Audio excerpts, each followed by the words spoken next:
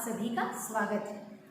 तो इस वीडियो के स्टार्ट में आपने जो वीडियो देखा, आई थिंक कि आप सभी ने ये गेस तो ऑफ कोर्स कर ही लिया होगा कि आज का ये हमारा वीडियो सेशन किस टॉपिक पर बेस्ड है। Yes, I am very sure कि आप सभी का अंदाज़ा बिल्कुल सही होगा।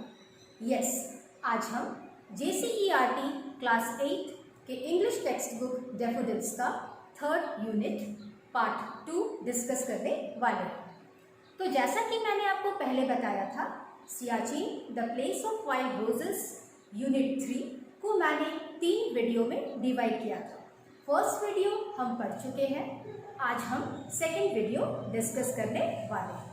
तो बच्चों, let us start the second part of this chapter. So, the title of the chapter is Siachen, the place of wild roses. बच्चों, ये वीडियो सेकंड है और जैसे कि पहले हमने फर्स्ट वीडियो में डिस्कस किया था अबाउट सियाचिन। सियाचिन एक ऐसी जगह जहाँ की वेदर कंडीशन, मतलब जो क्लाइमेटिक कंडीशन है, जलवायु है, वो वहाँ पर इतनी सीवियर है कि डेली एग्जिस्टेंस जो होता है, लोग जब वहाँ पर, क्योंकि वहाँ जनसंख्या लगभग 9 के बराबर है, मैंने आपको ये सब बताया था, लेकिन फिर भी सैनिकों की तैनाती ज़रूर है। तो आज हम इस वीडियो में चैप्टर के इस पार्ट में ये डिस्कस करेंगे कि जो भी सोल्जर्स यानी सैनिक जिनकी भी तैनाती होती है, वहाँ उन्हें डेली एग्जिस्ट करने के लिए कौन कौन सी मुसीबतों का सामना करना पड़ता है, ऐसे कौन कौन से फैक्टर्स हैं जो उनके लिए वहाँ रहना बहुत ज़्यादा मुश्किल कर देते हैं। तो आइए ये सारी चीज़ों को हम डिस्कस करने की कोशिश करते हैं।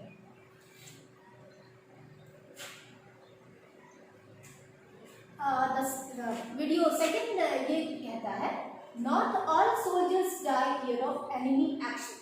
जैसे हमने पहले डिस्कस किया था और हमें पता है कि सैनिक, जब भी कोई सैनिक होता है तो जनरली हमें ये पता होता है कि सैनिक जनरली शहीद हो जाते हैं एनिमी एक्शन के कारण, मतलब दुश्मनों के वार के कारण वो वे शहीद हो जाते हैं। पर सियाचिन में थोड़ा ये जो चीज़ें हैं ये डिफरेंट है। कैसे, आइए देखते हैं। Not all soldiers die here of enemy action, some die because of blood clot in the lungs caused by the thin air on the high mountains। कहने का ये मतलब है कि सियाचिन में जो भी सोल्जर्स का डिप्लॉयमेंट होता है, जो भी तैनाती उनकी होती है, यहाँ पर सारे सैनिक सिर्फ एनिमी यानी कि दुश्मनों के हाथों नहीं मारे जाते, बल्कि कुछ ऐसी चीज़ें होती हैं, कुछ ऐसे फैक्टर्स होते हैं जिनके कारण इनकी मौत हो जाती है। तो आइए देखते हैं। यहाँ कहा गया है, some die because of blood clot in the lungs। कुछ लोगों की यानी कि कुछ सैनिकों की जो मृत्यु होती है वो इनके लंग्स में यानी कि फेफड़े में खून के जम जाने के कारण होती है। और ऐसा यहाँ पर क्यों होता है?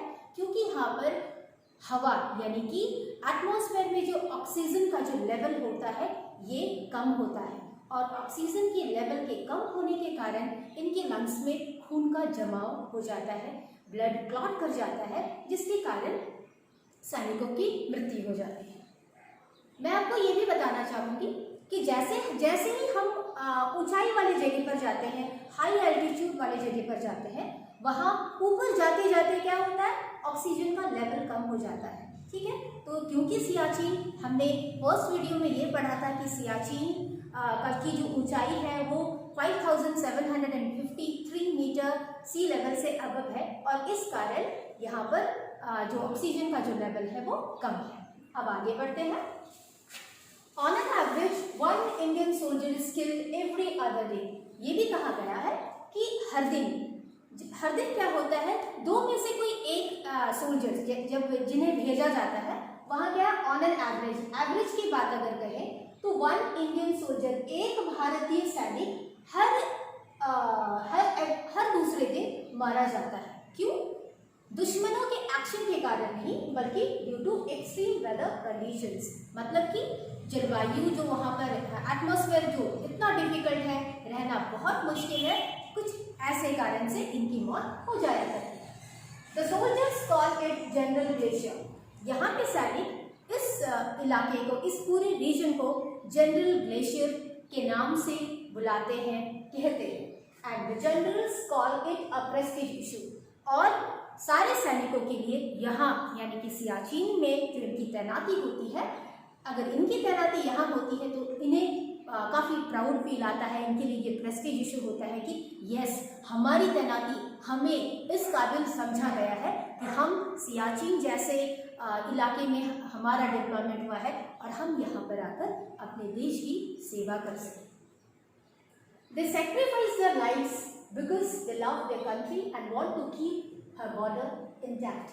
और यहाँ जब सैनिकों की तैनाती होती है तो ये क्या करते हैं, ये अपनी लाइफ, अपने जीवन, अपनी जान को भी की बाजी भी लगाने को तैयार रहते हैं। क्यों?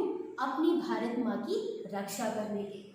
The soldiers gathered around the funeral pyre of their comrade on the banks of the frozen Nubra River is a familiar sight।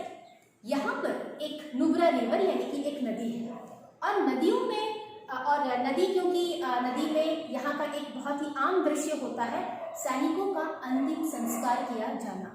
तो जैसे मैंने बताया था, हर दो में से कोई एक सोल्जर हर दूसरे दिन वेदर कंडीशन के कारण मारा जाता है। तो यहाँ एक ये बहुत आम दृश्य है कि किसी सैनिक का अंतिम संस्कार किया जा रहा है। Fighting back the icy winds and flakes that sting the face like thorns, they come to pay their last respect to one of the Siachen warriors। लेकिन इतनी ज़्यादा सीवियर क्लाइमेटिक कंडीशन के बावजूद यहाँ हवा जब चलती है तो लगता है ऐसा मानो वो कांटे हैं और वो कांटे बॉडी में चुभ रहे हैं। हवा में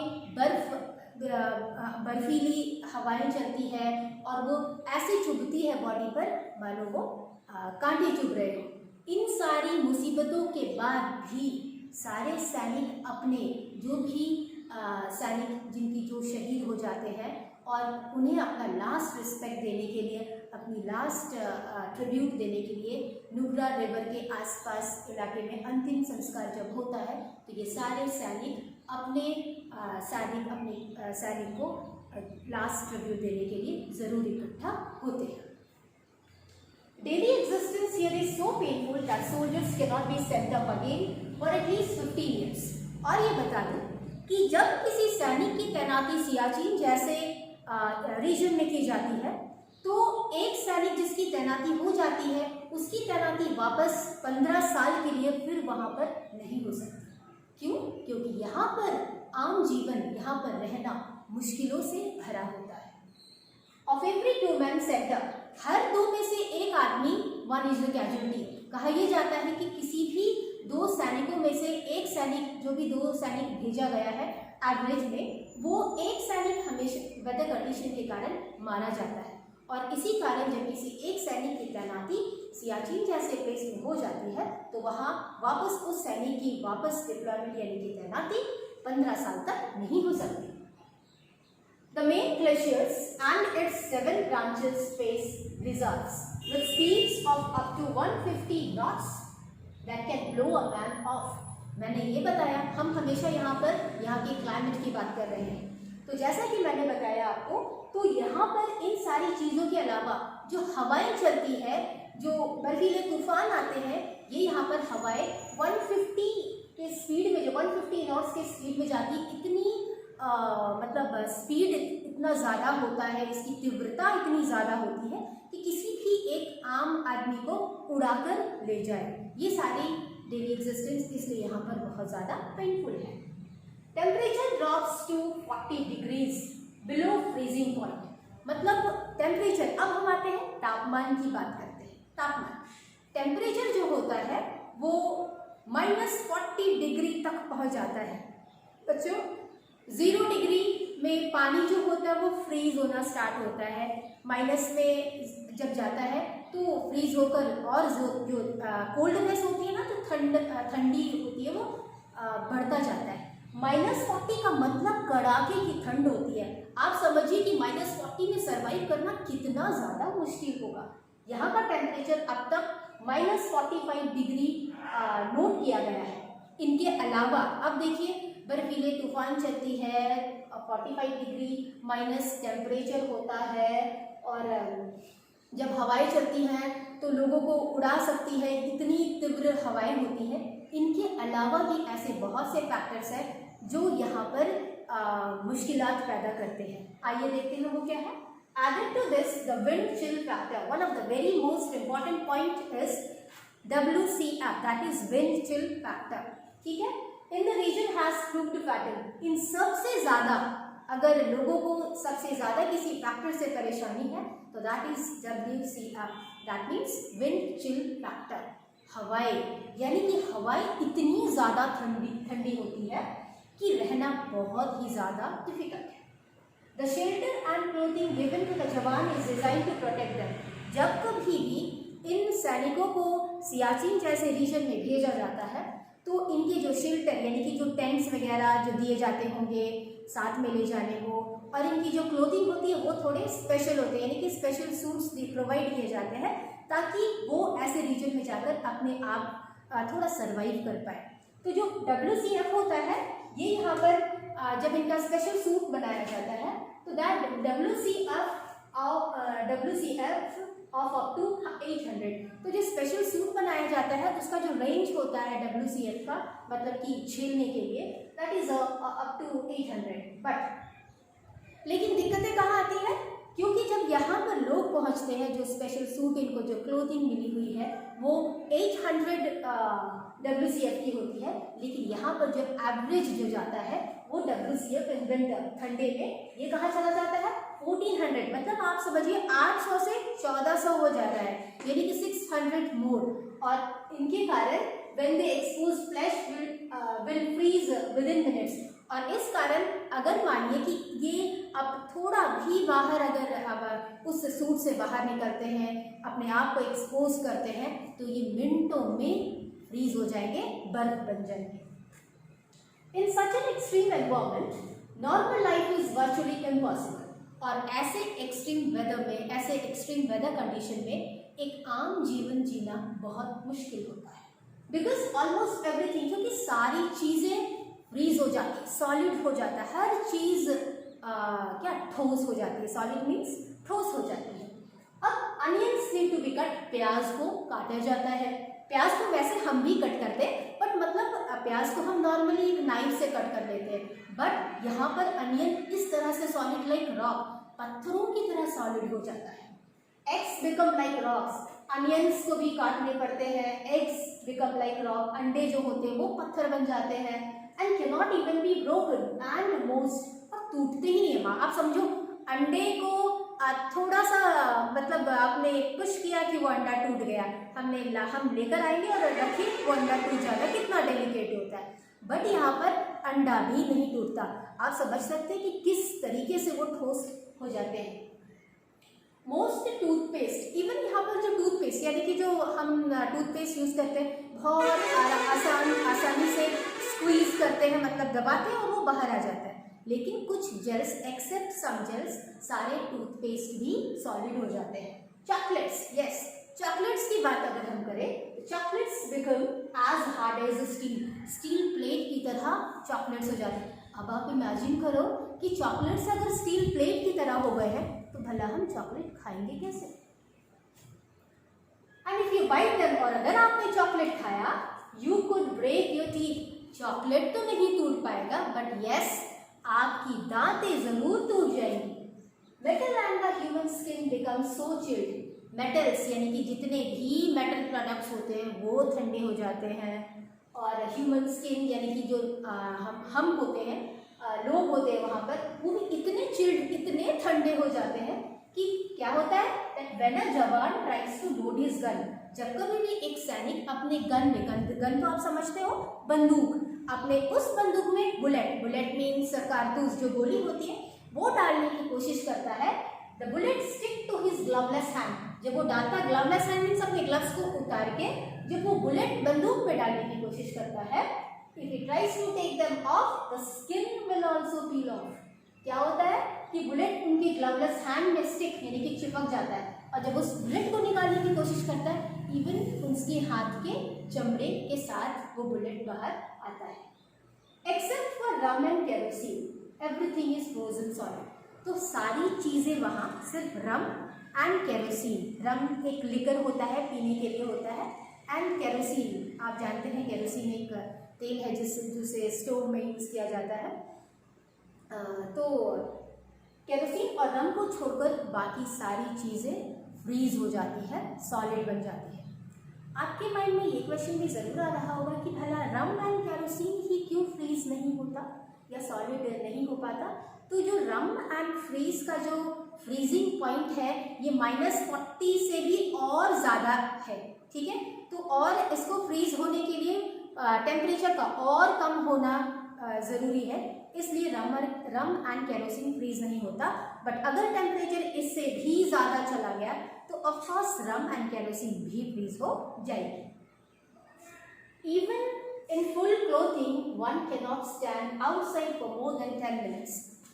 अगर किसी ने स्पेशल सूट भी पहना है, पूरे हर कुछ डाला है अपनी बॉडी पर ठंड से बचने के लिए, फिर भी वो बंदा अगर 10 मिनट भी बाहर रहे तो फ्रीज हो जाएगा और वो 10 मिनट भी कोई बाहर नहीं जा सकता, इतनी वेदर सीवियर होती है। One big challenge is to keep men mentally alert in that condition. और इतनी ज़्यादा डिफिकल्ट कंडीशन में अगर कोई साथ हमारा दे सकता है तो that is the mental power, that is the mental capability of a soldier. किसी का विल पावर होता है जो किसी को वहाँ एडजस्ट करने में और जो वहाँ पर किसी को सरवाइव करने में हेल्प कर सकता है। तो बच्चों इस तरह ये था वीडियो 2। आइए हम इस सेक्शन के नेक्स्ट पार्ट को जानते हैं। इस पार्ट में आए हुए न्यू वर्ड्स डिस्कस करते हैं। फ्रोजन मीन्स जमना या जमा हुआ। जैसे कि हमने पहले पढ़ा कि यहाँ पर क्लाइमेट इतना ज़्यादा सीवियर है, टेम्परेचर माइनस में जाता है, इस कारण यहाँ पर सारी चीज़ें जम जाती हैं। तो फ्रोजन मीन्स जमना या जमा हुआ। फ्यूनरल अंतिम संस्कार। नुब्रा रिवर में हमने ये पढ़ा कि सैनिकों का अंतिम संस्कार किया जाना इज अ फैमिलियर साइट। तो फ्यूनरल मीन्स अंतिम संस्कार। ब्लड क्लॉट यानी खून का जमना। हमने ये भी पढ़ा कि क्योंकि यहाँ ये जो सियाचिन रीजन है ये हाई एल्टीट्यूड में है, बहुत ऊंचाई पे है, समुद्र तल से बहुत ऊंचाई पर स्थित होने के कारण यहाँ ऑक्सीजन का लेवल कम हो जाता है एंड दैट इज वाई जो ब्लड होता है, खून वहाँ पर लंग्स में जम जाते हैं। ब्लड क्लॉट तो खून का जमना। फोर्थ इज कैजुअलिटी यानी दुर्घटना, और ये कैजुअलिटी यहाँ पर हमेशा वेदर कंडीशन के कारण होती रहती है। Next and the last one is challenge, चुनौती यानी कि चुनौती। अब सियाचिन जैसे वोट्स इलाके में जब किसी भी सैनिक की तैनाती होती है तो ये ऑफकोर्स किसी भी सैनिक के लिए एक चुनौती ही होती है। आइए अब हम आगे वाले सेक्शन को डिस्कस करते हैं। इस चैप्टर में, इस यूनिट में, इस वीडियो में हमने जितना भी पढ़ा, आइए हम कॉम्प्रिहेंशन चेक पढ़कर सम अप करते हैं। The first question is what is the lowest temperature recorded at Siachen so far. तो बच्चों हमने पहले ही डिस्कस किया था कि सियाचिन में जो टेम्परेचर होता है वो अब तक का कितना, जो लोएस्ट टेम्परेचर कितना रिकॉर्ड हुआ है। तो that is the lowest temperature recorded at Siachen so far is below, यानी कि -40 डिग्री सेल्सियस। ये हमने पढ़ा था। The next question is what does WCF stand for. WCF का मतलब क्या है, हमने पढ़ा WCF stands for wind chill factor. Third one is which two liquids do not freeze at Siachen? ऐसी वो कौन सी दो लिक्विड है जो सियाचिन में फ्रीज नहीं होती है। तो हमने ये भी पढ़ा, that is rum and kerosene. What happens when a जवान tries to load his gun at Siachen? क्या होता है जब एक जवान अपने गन में बुलेट डालने की कोशिश करता है। हमने ये भी पढ़ा था when a जवान tries to load his gun at Siachen, the bullet stick to his gloveless hand. जब कभी भी एक जवान अपने गन में बुलेट डालने की कोशिश करता है तो द बुलेट क्या होते हैं, उनके ग्लवलेस हैंड में चिपक जाते हैं। And if it tries to take them off, और अगर वो चाहता है कि उस बुलेट को अपने हाथों से निकाले तो the skin will also peel of, उसके साथ में उनके हाथों के चमड़े भी बाहर आ जाते हैं। तो बच्चों ये था Siachen the place of wild roses का पार्ट 2। आई होप कि आप सभी को ये वीडियो, ये जो चैप्टर है इसका सेकंड वीडियो समझ में आई होगी। Happy learning, stay safe, thank you very much.